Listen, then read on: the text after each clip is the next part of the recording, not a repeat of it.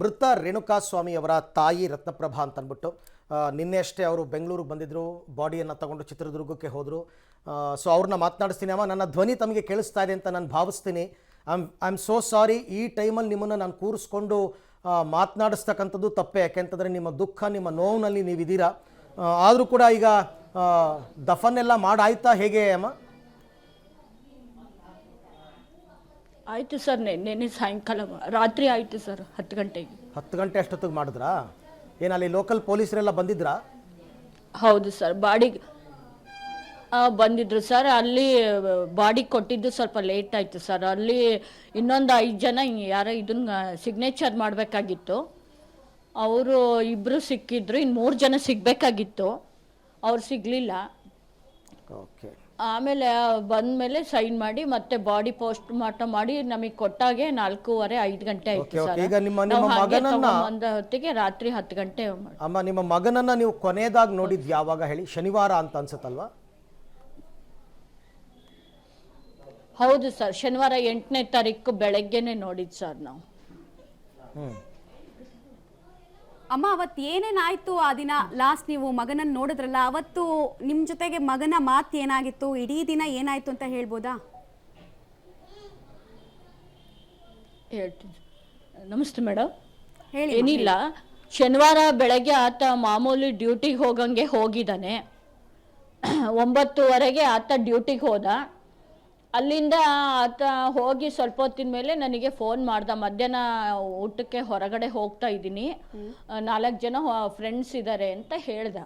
ಯಾವ ಫ್ರೆಂಡ್ಸ್ ಅಂತ ಕೇಳಿದ್ರೆ ಹಳೆ ಫ್ರೆಂಡ್ಸ್ ಅಂತ ಹೇಳ್ದ ನನ್ನ ಎದುರು.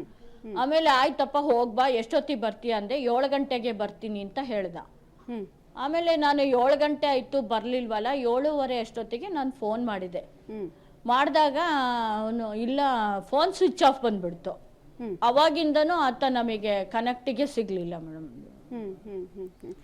ನಿಮ್ಮ ಮಗ ದರ್ಶನ್ ಅಭಿಮಾನಿಯಾಗಿದ್ರಂತೆ, ಹೌದಮ್ಮ? ಇಲ್ಲ ಮೇಡಮ್, ಅವನು ಯಾರು ಅಭಿಮಾನಿನೂ ಅಲ್ಲ. ಅವನು ಯಾರ್ದು ಸಿನಿಮಾ ಹುಚ್ಚೇ ಇರ್ಲಿಲ್ಲ ಅವನಿಗೆ. ನಾವು ಯಾರು ಸಿನಿಮಾನು ನೋಡ್ತಿರ್ಲಿಲ್ಲ. ಅವನಿಗೆ ಯಾರು ಅಂತ ಇದು ಇರ್ಲಿಲ್ಲ. ನಮಗೂ ಅದೇನು ಮನೆಗೆ ಅವನು ಯಾವ ಥರದ ಸಿನಿಮಾ ಸುದ್ದಿ ಆಗ್ಲಿ, ದರ್ಶನ್ ಬಗ್ಗೆ ಆಗ್ಲಿ ಏನು ಹೇಳ್ತಾ ಇರ್ಲಿಲ್ಲ. ಅವ್ನು ಕಮೆಂಟ್ ಮಾಡಿದ್ದು ಗೊತ್ತಿಲ್ಲ, ಅವನು ಚಾಟ್ ಮಾಡಿದ್ದು ಗೊತ್ತಿಲ್ಲ, ಮಾಡ್ತಾ ಇರ್ಲಿಲ್ಲ ಸರ್. ನಮ್ಮನೆ ಅವ್ನು ಕ್ರಿಕೆಟ್ ಬಿಟ್ರೆ ಅವನಿಗೆ ಯಾವ ಥರದ್ದು ಇದಿರ್ಲಿಲ್ಲ. ಹೌದು ಸರ್, ನನಗೆ ಒಬ್ಬನೇ ಮಗ, ಒಬ್ಬ ಮಗಳು ಇದ್ದಾಳೆ ಸರ್. ಓಕೆ. ಅಂದ್ರೆ ಈಗ ನಿಮ್ಮ ಮನೆಗೆ ಆಧಾರವಾಗಿದ್ದು ನಿಮ್ಮ ಮಗನೇ? ಆಧಾರ ಸ್ತಂಭ. ಹೌದು ಸರ್. ನಮ್ಮ ಮನೆಯವರು KEB ಎಂಪ್ಲಾಯಿ ರಿಟೈರ್ಮೆಂಟ್ ಆಯ್ತು ಸರ್ ಅವ್ರಿಗೆ. ಈಗ ಈತ ಅಪೋಲೋ ಫಾರ್ಮಸಿಯಲ್ಲಿ ಕೆಲಸ ಮಾಡ್ತಾ ಇದ್ರು. ಈಗ ಆಧಾರ ಸ್ತಂಭ ಅಂದ್ರೆ ಇವನೊಬ್ನೇ ಇದ್ದ ಸರ್. ಇವ್ರ ಮಿಸ್ಸಸ್ ಪ್ರೆಗ್ನೆಂಟ್ ಇದ್ದಾರೆ, 5 ಮಂತ್ಸ್. ಈ ತಿಂಗಳು 28 ಬಂದ್ರೆ 1 ಇಯರ್ ಆಗ್ತಿತ್ತು ಮದುವೆ ಆಗಿ ಅವ್ರದ್ದು. ಅಷ್ಟು ಬಿಟ್ರೆ ಇನ್ನೇನು ಇಲ್ಲ ಸರ್. ನಮಗೆ ಅವನೇ ಇದ್ದ. ಈಗ ಆತನ್ನು ಕಳ್ಕೊಂಡ್ಬಿಟ್ಟು ನಾವು ಅನಾಥರಾಗ್ಬಿಟ್ಟಿದೀವಿ ನೋಡಿ ಸರ್. ಈಗ ನೋಡಿ, ಅದೇನೋ ರೇಣುಕಾಸ್ವಾಮಿ ಏನೋ ಮೆಸೇಜ್ ಕಳಿಸ್ತಾ ಇದ್ರು, ಅಶ್ಲೀಲ ಮೆಸೇಜ್ ಕಳಿಸ್ತಾ ಇದ್ರು, ಹಾಗೆ ಹೀಗೆ ಅಂತ ಒಂದಷ್ಟೆಲ್ಲ ಆರೋಪಗಳು ಬರ್ತಾ ಇದೆ.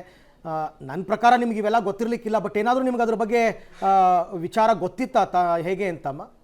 ಇಲ್ಲ ಇಲ್ಲ ಅಂಕಲ್, ಆ ಥರದ್ದು ನಮಗೆ ಆತ ಏನು ಹೇಳ್ತಾನೂ ಇರಲಿಲ್ಲ, ಏನೂ ಇಲ್ಲ. ಅವ್ನ ಡ್ಯೂಟಿ ಆಯಿತು, ಅದಾಯಿತು. ಅವನು ಮೊಬೈಲು ಜಾಸ್ತಿ ಇದು ಮಾಡ್ತಿರ್ಲಿಲ್ಲ ಕೆಲಸದ ಬಗ್ಗೆ. ಅವ್ರು ಯಾರು ಆಫೀಸರ್ ಫೋನ್ ಮಾಡಿದ್ರು ಅಷ್ಟೇ ಅವ್ನು ಮಾಡ್ತಿದ್ದ. ಈ ವಿಷಯದ ಬಗ್ಗೆ ನಮಗೆ ಒಂಚೂರು ಮಾಹಿತಿನೇ ಇಲ್ಲ ಸರ್. ನಮಗೇನು ಗೊತ್ತೇ ಇಲ್ಲ ಇದು ಯಾವ ಥರ ಅಂತಂದು. ಈಗ ಇಡೀ ಪ್ರಕರಣದಲ್ಲಿ ದರ್ಶನ್ ಅವ್ರ ಪಾತ್ರ ಮತ್ತೆ ಅವ್ರನ್ನ ಪೊಲೀಸ್ ಕಸ್ಟಡಿಗೆಲ್ಲ ಒಪ್ಪಿಸಲಾಗಿದೆಯಲ್ಲ, ಇದನ್ನೆಲ್ಲ ನೋಡ್ತಾ ಇದ್ದೀರಾ, ಏನ್ ಹೇಳಕ್ ಬಯಸ್ತೀರಾ ಅಂತ? ಇಲ್ಲ ಮೇಡಮ್, ಅವರಿಗೆ ತಕ್ಕವಾದ ಶಿಕ್ಷೆ ಆಗಲೇಬೇಕು. ಯಾಕೆಂದರೆ ಏನೋ ಒಂದು ಮೆಸೇಜು, ಅಶ್ಲೀಲವಾದ ಮೆಸೇಜು ಸಾಮಾನ್ಯವಾಗಿ ಈತ ಒಬ್ಬನೇ ಕಳಿಸಿರ್ತಾರೆ. ಇಡೀ ಇಷ್ಟು ಕೋಟಿ ಜನಗಳಲ್ಲಿ ಭಾಳ ಜನ ಕಳಿಸಿರ್ತಾರೆ. ಅದನ್ನೆಲ್ಲ ಬಿಟ್ಟು ಈತನ್ನೇ ಕಳಿಸಿದಾನೆ, ಈತನೇ ಮಾಡಿದಾನೆ ಅಂತ ಇಷ್ಟು ಬರ್ಬರವಾಗಿ ಹತ್ಯೆ ಮಾಡ್ತಾರೆ ಅಂದರೆ ಇವರು ಮನುಷ್ಯ ಕಟುಕರ ಹೇಳಿ ಮೇಡಮ್ ನೀವೇ ಹಂಗಾರೆ. ಇವರಿಗೆ ಮಾನವೀಯತೆ ಅನ್ನೋದು ಇದೆಯಾ? ಇವರು ಮನುಷ್ಯರು ಅಂತ ಹೇಳ್ತೀರಾ ನೀವು? ಇವ್ರಿಗೆ ತಕ್ಕವಾದ ಶಿಕ್ಷೆ ಆಗ್ಲೇಬೇಕು ನ್ಯಾಯಯುತವಾಗಿ. ಅವರಿಗೆ ನನ್ನ ಮಗನ ಆತ್ಮಕ್ಕೆ ಶಾಂತಿ ಸಿಗ್ಬೇಕು. ಈಗ ಹೋದ ಮಗ ವಾಪಸ್ ಬರಲ್ಲ. ಆದ್ರೂ ಕೂಡ ನನ್ನ ಸೊಸೆ ಪ್ರೆಗ್ನೆಂಟ್ ಇದ್ದಾಳೆ, ಮಗು ಸಹಿತ ನೋಡಿದೆ ಆ ಥರ ಬರ್ಬರವಾಗಿ ಹತ್ಯೆ ಮಾಡಿ ಅವನನ್ನು ಎಲ್ಲೋ ಹೋಗೋದು ಏನೋ ಮಾಡಿ ಅಷ್ಟು ನೀಚತನ ಮಾಡಿ ಸಾಯಿಸಿದ್ದಾನೆ ಅಂದರೆ ಇನ್ನು ಎಷ್ಟು ಇದು. ನಿಜವಾಗ್ಲೂ ಮೇಡಮ್, ನಾನು ಅವನಿಗೆ ಆತ ಈತ ಅಂತಾನೆ ಮಾತಾಡ್ತೀನಿ, ಅವನು ಇವನು ಅಂತಾನೆ ಮಾತಾಡ್ತೀನಿ, ದಯವಿಟ್ಟು ತಪ್ಪು ತಿಳ್ಕೊಬೇಡ್ರಿ. ನನ್ನ ಮಗನ ಕಳ್ಕೊಂಡಿರೋ ಸಂಕಟಕ್ಕೆ ನಾನು ಹೇಳ್ತಾ ಇದ್ದೀನಿ ನಿಮಗೆ. ನಾನು ಅವ್ನ ಮೇರು ನಟ ಅಂತಾನೆ ಎಲ್ಲರೂ ಅವರು ಇವರು ಅಂದ್ರು ಕೂಡ ನಾನು ಹೇಳಲ್ಲ, ಆತ ಅಂತಾನೆ ಹೇಳ್ತೀನಿ ಸರಿ. ರಾಕ್ಷಸ ಅವನೊಬ್ಬನು, ಮೇಲ್ನೋಟಕ್ಕೆ ಆತ ನಟ ಇದ್ರು ಕೂಡ ಒಳಗೆ ಅವನು ಎಂತ ಕಳ್ಳ ಇದ್ದಾನೆ ಅಂತ ಇವಾಗ ಅವನ ಅಭಿಮಾನಿಗಳಿಗೆ ತಿಳಿಸ್ರಿ ಮೇಡಮ್ ದಯವಿಟ್ಟು. ಇವನು ಈ ಥರ ಕೆಲಸ ಮಾಡಿದ್ದಾನೆ ಅಂತ ಹೇಳಿ ಕೈ ಮುಗಿದು ಕೇಳ್ಕೊತೀನಿ ನಿಮಗೆ.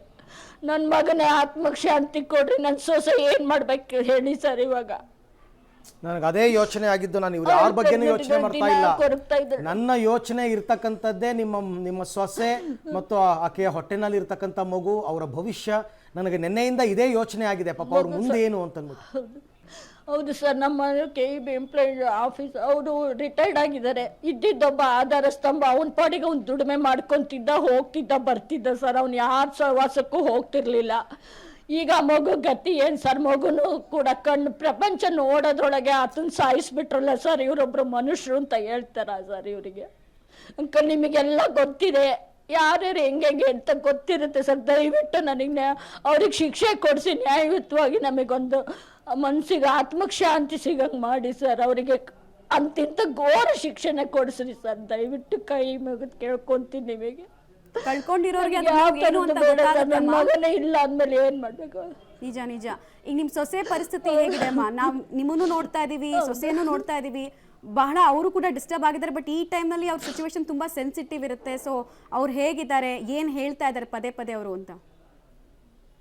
ಅವಳು ನಿನ್ನೆ ಇಲ್ಲ ಮಗ ನನ್ನ ಗಂಡ ಬರ್ತಾರೆ ಅಂತ ಕಾಯ್ತಾನೆ ಇದ್ದಾಳೆ ಮೇಡಮ್. ಅವಳಿಗೆ ಪಾಪ ನಾವು ವಿಷಯನೇ ಹೇಳಿರ್ಲಿಲ್ಲ. ನಿನ್ನೆ ನನಗೆ ಫೋನ್ ಮಾಡಿ, ಅತ್ತೆ ನೀವು ವಿಷಯ ಹೇಳ್ರಿ, ಎಲ್ಲರೂ ಏನೇನೋ ಹೇಳ್ತಿದ್ದಾರೆ, ನೀನು ಹೇಳದೆ ಹೋದರೆ ನಾನು ಸತ್ತೋಗ್ತೀನಿ ನೋಡು, ನನ್ನ ಗಂಡನ ಏನಾಗಿದೆ ಉಳಿಸ್ರಿ ಅತ್ತೆ, ನನ್ನ ಗಂಡನ ಹೆಂಗಾರು ಮಾಡಿ ಉಳಿಸ್ರಿ, ಡಾಕ್ಟ್ರಿಗೆ ಹೇಳಿ ಉಳಿಸ್ರಿ ಅತ್ತೆ ಅಂತಂದು ರಿಕ್ವೆಸ್ಟ್ ಮಾಡ್ಕೊತಿದ್ದಾಳೆ ಮೇಡಮ್. ನಾನು ಯಾವ ರೀತಿ ಅಂತ ಹೇಳಲಿ ಅವಳಿಗೆ? ಗಂಡನೇ ಮಗನ ನೋಡಲಿಲ್ಲ ಅಂದಮೇಲೆ ಅವಳಿಗೆ ನನಗೆ ಎಷ್ಟು ಸಂಕಟ ಆದಾಗ ಅವಳಿಗೆ ಎಷ್ಟು ಸಂಕಟ ಆಗದೆ ಇರುತ್ತೆ. ಹಂಗಾರೆ ರೇಣುಕಾಸ್ವಾಮಿ ಅವ್ರ ಮನೆ ಬಿಟ್ಟು ನೆನೆಸ್ಕೊಂಡು ಆಡ್ತೀನಿ. ನಿನ್ನೆ ರಾತ್ರಿ ಏನ್ ಮಾತಾಡಿದ್ರಂತೆ? ಏನಿಲ್ಲ ಮೇಡಮ್, ಬೆಳಗ್ಗೆ ಟೀ ಒಂದು ಮಾಡಿಕೊಟ್ಟಿದ್ದಾಳೆ ಸರ್, ಕುಡಿದ್ಬಿಟ್ಟು ಹೋಗಿದ್ದಾಳೆ ಅವನು ಅಷ್ಟೇ, ಇನ್ನೇನು ಮಾತಾಡಿಲ್ಲ.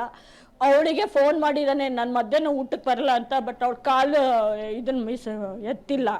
ಆಮೇಲೆ ನನಗೆ ಮಾಡಿ ಹೇಳ್ದ, ಆಮೇಲೆ ಇವಳು ಮಾಡಿದ್ದಾಳೆ, ಅವನು ಎತ್ಕೊಂಡಿಲ್ಲ. ಅಷ್ಟೊತ್ತಿಗೆ ಅಲ್ಲೇ ಸ್ವಿಚ್ ಆಫ್ ಆಗಿಬಿಟ್ಟಿದೆ.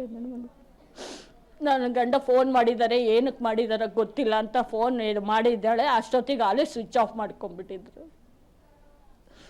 ರೈಟ್. ಯಾವ ಥರದಿಂದ ನಮಗೆ ನ್ಯಾಯ ಒದಗಿಸ್ಕೊಡ್ತೀರ? ನಿಮಗೆ ಬಿಟ್ಟಿರೋದು. ನಮ್ಮ ಗಂಡನು ಅವ್ರಿಗೂ ಈಗ 75 ವರ್ಷ, 62 ವರ್ಷ. ಈಗ ಅವರು ಭಾಳ ನೊಂದ್ಕೊಂಡ್ಬಿಟ್ಟಿದ್ದಾರೆ ಸರ್. ಈ ಥರ ನೀಚ ಅವ್ರ ಕೃತ್ಯ ಮಾಡಿರೋ ನೋಡ್ಬಿಟ್ರೆ ನನ್ನ ಮಗ ಅನ್ನಂಗೆ ಇಲ್ಲ ಮೇಡಮ್. ಆ ಥರ ಅವನನ್ನ ಹೊಡೆದು ಹಾಕ್ಬಿಟ್ಟಿದ್ದಾರೆ. ಅವನೊಬ್ಬ ಮನುಷ್ಯನ ಮೇಡಮ್. ಅವನಿಗೂ ಮಗ ಇದ್ದಾನಲ್ವಾ, ಅವನ ಮಗನಿಗೂ ನಾಳೆ ಇದೇ ಪರಿಸ್ಥಿತಿ ಬಂದರೆ ಏನು ಮಾಡ್ತಾನೆ ಮೇಡಮ್ ಅವನು? ಅವನಿಗೆ ತಲೆಗೆ ಹೊಡೆದಿದ್ದಾರೆ, ಎದೆಗೆ ಹೊಡೆದಿದ್ದಾರೆ, ಕಾಲಿಗೆ ಹೊಡೆದಿದ್ದಾರೆ, ಮರ್ಮಾಂಗಕ್ಕೆ ಒದ್ದಿದ್ದಾರೆ, ಬೆನ್ನು ಮೂಳೆ ಮುರಿದಿದ್ದಾರಲ್ಲ ಮೇಡಮ್. ಇದಕ್ಕೆ ಏನಂತ ಹೇಳಬೇಕು ಹೇಳ್ರಿ? ಮತ್ತೆ ಅವನು ಯಾರ ಸುದ್ದಿಗೂ ಹೋಗನ್ನಲ್ಲ, ಮನೆ ಆಯ್ತು ತಾನಾಯ್ತು ಅಂತ ಇದ್ದನ್ನು ಮೋಸದಿಂದ ಕರ್ಕೊಂಡು ಹೋಗಿದಾರಲ್ಲ ಇವರು. ಎಲ್ಲೋ ಕರ್ಕೊಂಡೋಗಿ ಎಲ್ಲೋ ಮಾಡಿ ಅವನನ್ನ ಮಾಡಬಾರ್ದು ರೀತಿಯಲ್ಲಿ ಮಾಡಿಬಿಟ್ಟು ಅವನಿಗೆ ಎಲ್ಲೋ ಒಗದ್ ಬಿಟ್ಟಿದ್ದಾರೆ ಮೇಡಮ್. ಅವ್ನು ಸ್ವಲ್ಪ ಇದಾಗಿದ್ರು ಅವನು ಚಾನಲಲ್ಲಿ ಹೋಗ್ಬಿಟ್ಟಿದ್ದ ಅಂದರೆ ಇಲ್ಲಿವರೆಗೂ ನಾವು ನಮ್ಮ ಮಗನ ಕಾಯ್ಬೇಕಾಗಿತ್ತು, ನಾವು ಬರ್ತಾನೆ ಅಂತ ಹೇಳ್ಬಿಟ್ಟು.